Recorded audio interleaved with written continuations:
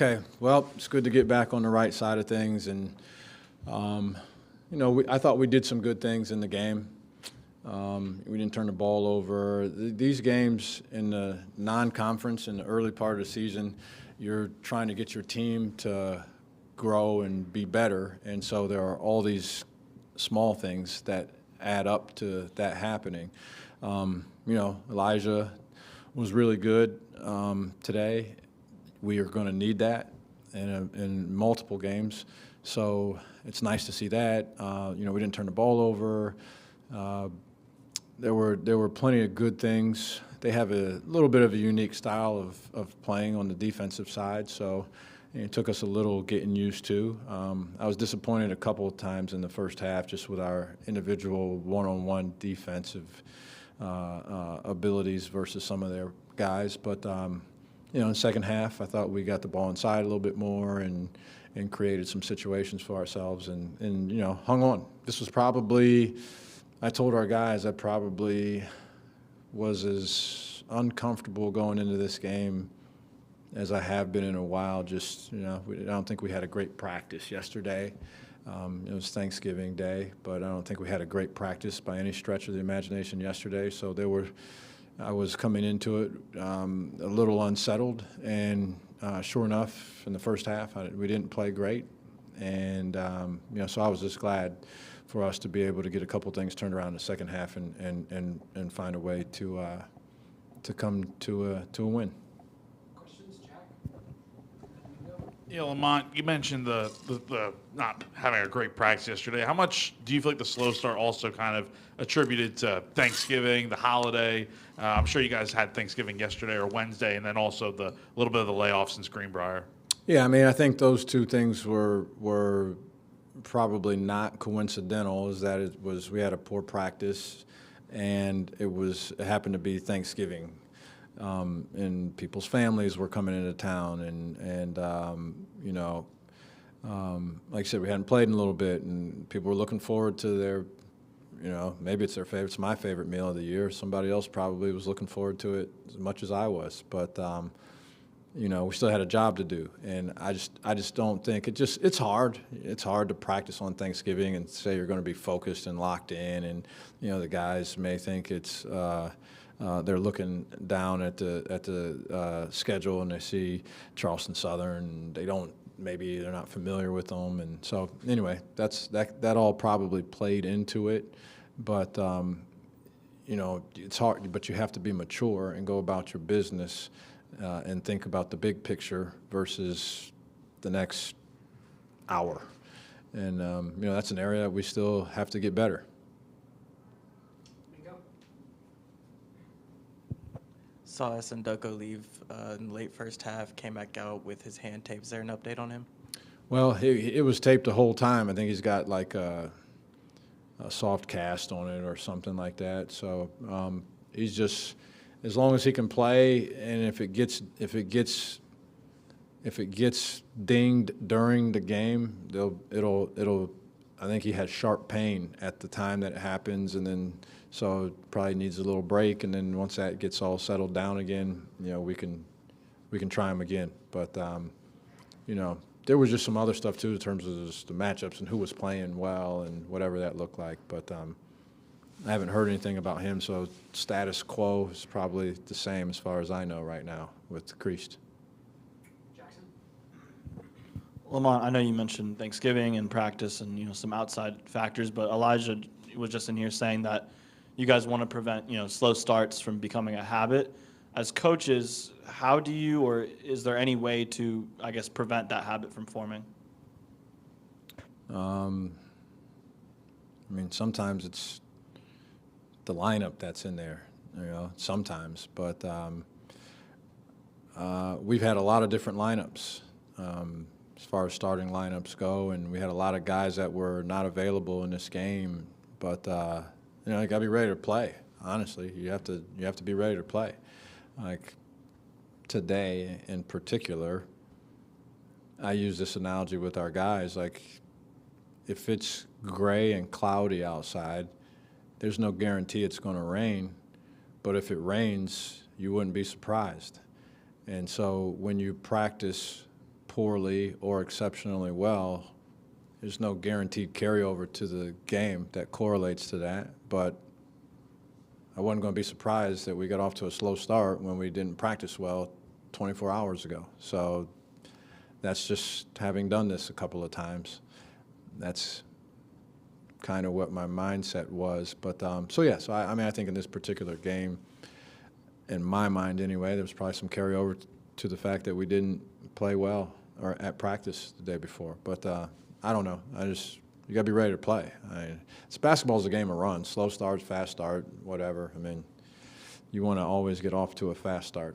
I think I would recommend that to any team if possible. But basketball, it's why they keep a stat on the stat sheet that says lead changes, because there's generally a bunch of them. So, just want to have more ups than downs, like the stock market. John? Norton got in there for a few more minutes than he has here lately. What did you see out of him? Have you seen more from him over this weekend practice, or was it just more of a function of, not having Miles and Hayden?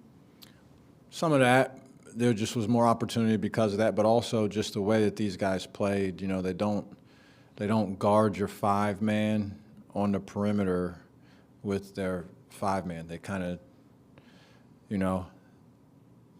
I didn't have enough confidence to really do this, but part of me wanted to say, let's just open the floor up and stand Norton at the top and let him shoot 20 threes and just see how many he makes. And I mean, I'm sure at some point if he was really hot, they'd have to change what they were doing, but we weren't really hot. Jordan Butler got some. In fact, that's the way they started the game. They had their 4-man on Norton, and they had their 5 on Jordan. That's why he got some of those wide open shots early, and and we didn't make them. But I thought this would be a game that went in Norton's favor in 2 different ways. One, I thought he could get some clean looks from 3, and 2, their post is not an integral part of scoring the ball, I should say. He's good in terms of creating and passing and screening and generating offense, but not in terms of scoring. And so I thought both of those things worked in Norton's favor, and that it could get some good looks, and hopefully he would get off to a good start as far as shooting the ball. Bingo? Through some of the struggles, Kobe Knox kind of got off to a good start. Started 6 for 6, 15 points. What did you see out of him today? He was real active. He was cutting. He had some really good cuts that put him in good position to score some stuff. I know he made at least 1 3. I can't remember. I don't know how many he made without looking, but yeah, he played well. Sometimes you just play well. I looked down. I watched the Wisconsin game last night. The guy had 36 points on 25 shots and was pretty efficient and only had 4 free throws in there. So sometimes you play well. Sometimes you struggle a little bit more. And he played well. He played well. But he was being really active. He ran the floor. He got 2 in transition, I think, at least. Running the floor. One, he crossed right underneath the bucket, and we threw a really nice pass to him for a layup. You got, the dunk. That was a highlight play. He got another dunk in transition, maybe off of a steal that he got, I think. So he just was really active. And most of them were unpredictable offense, and there's really a place for that, especially if your offense gets bogged down or it's struggling a little bit. Unpredictable offense that comes generally from effort-type plays or finding yourself in the right place at the right time. Some guys just have a knack for that, and he's been a good guy in terms of just having a nose for where the ball is or where he should be in terms of cutting. Jack, and then John. I don't think Elijah checked in until the 5-minute mark left in the first half. I saw him on the stationary bike a little bit. Was everything all good with him, or? Yeah, he's got his knee was bothering him just a little bit. I think he's had throughout his career a little tendonitis, which flares up from time to time, and it over the last day or so, there was one play in in the Northwestern game where he slipped on the ground and hit that knee on the ground, and that may have aggravated it. But so he was a little lighter at practice yesterday and the last couple of days. But so if we had gotten off to a great start and played extremely well, it may not have played him. But he was able to go, and I thought we need him. He can help. He can generate offense. Let's not kid ourselves. He can generate offense in a lot of ways as a scorer, but he's extremely intelligent. He has an extremely high basketball IQ, especially on the offensive end. And so regardless of what you're doing, he seems to find a place to get to that makes sense and allows you to run some offense. So I thought we needed that, so I stuck him in there in the first half. He did some really good stuff, even though he missed. He wasn't as efficient as a scorer early in the game, and then it all started. We stuck with him because he was generating good situations, and then he started hitting shots, and then he started feeling good about himself, and that's what happens when good players feel good. They start making hard shots, and a little turnaround in front of our bench, and he's going to have a lot of days like that. I honestly believe that. I've said that about him from the day that he got here. He's an extremely talented and versatile offensive weapon. And so, getting him to expect those days to happen more often is part of the growth and maturity process for a guy like that. And so hopefully this was a good shot in the arm for him that way, and a dose of confidence, and we can move forward with him, being a regular part of what we get done offensively. John? I know Greenbrier was a little bit unique from a court gym setup, but this is 4 or 5 straight games where y'all haven't shot very well from behind the three-point line. Does that concern you at this point because so many games have been strung along that way? We're going to shoot threes. We're going to shoot threes. You got to make them. We're going to get them. We don't force them. Just the way we're built, we're going to shoot threes. We need to make a good percentage. The rims at the Greenbrier were tight, though. I know that because I'm telling you, I shot a bunch of shots. But clearly, it looks like that had nothing to do with it after going, whatever it was, 5 for 25 is that what we did today. So, but again, this was a little bit unique as well. You got guys shooting wide open shots, and then you miss them. It was the Citadel when I was at Chattanooga, and one of the best shooters I've coached, David Jean-Baptiste, a great guy also, by the way, in case he ever listens to this. But the Citadel did not guard David Jean-Baptiste.